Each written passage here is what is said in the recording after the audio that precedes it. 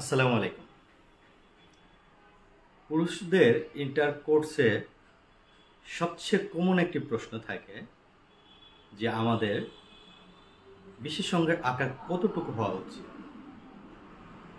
এই প্রশ্ন অনেক পুরুষের ক্ষেত্রে দেখা দেয় এবং তারা একটা বিভ্রান্তির মধ্যে পড়ে, হয়তো আমি আকারে ছোট, আমারটা আকারে ছোট। এই যে একটি নেতিবাচক ধারণা, এটি তার পারফরমেন্স লাইফে অনেক ক্ষতি করে।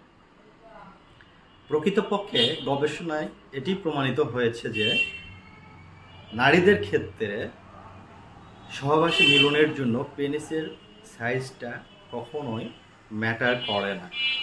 90% মেয়েরাই সাইজ নিয়ে মাথা ঘামায় না, অর্থাৎ সাইজ কতটুকু হলো এটা তারা দেখে না। মূলত একজন পুরুষের 3.5 ইঞ্চ এর যদি একটু উপরে হয় তাহলে ধরে নিতে হবে উত্তেজিত অবস্থায়, ইরেক্ট অবস্থায় যদি 3.50 অর্থাৎ 3.5 হয়, 3.5 ইঞ্চি, তাহলে পারফরমেন্সের জন্য ওই পুরুষ বেস্ট বিবেচিত হবে। এর বেশি হতে পারে কোনো কোনো ক্ষেত্রে 4, 5, 6, স্ট্যান্ডার্ড 3.5 থেকে 6, 7। এর বেশি যদি হয় তাহলে নারীরা সেই ধরনের লিঙ্গের কারণে, সেই ধরনের আকারের কারণে ব্যথা অনুভব করে, ব্যথা ফিল করে। এটি সহবাসে আনন্দের চেয়ে কষ্ট দেয় বেশি।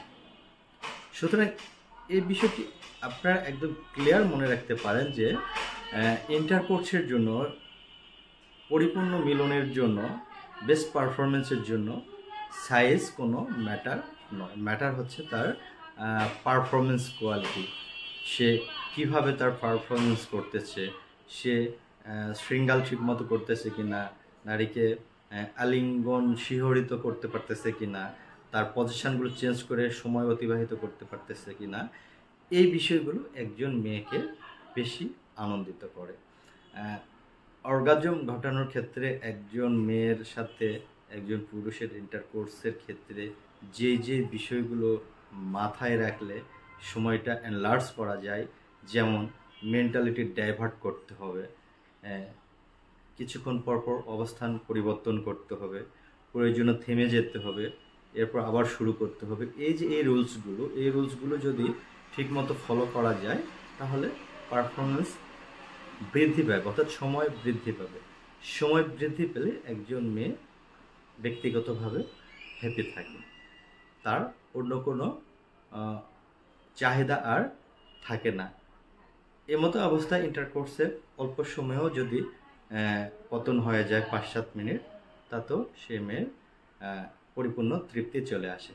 সো এই ক্ষেত্রে সাইজের চেয়ে আপনার পারফরমেন্স কতটা করতে পারেন সেটির উপর অবশ্যই আপনি নজর দেবেন।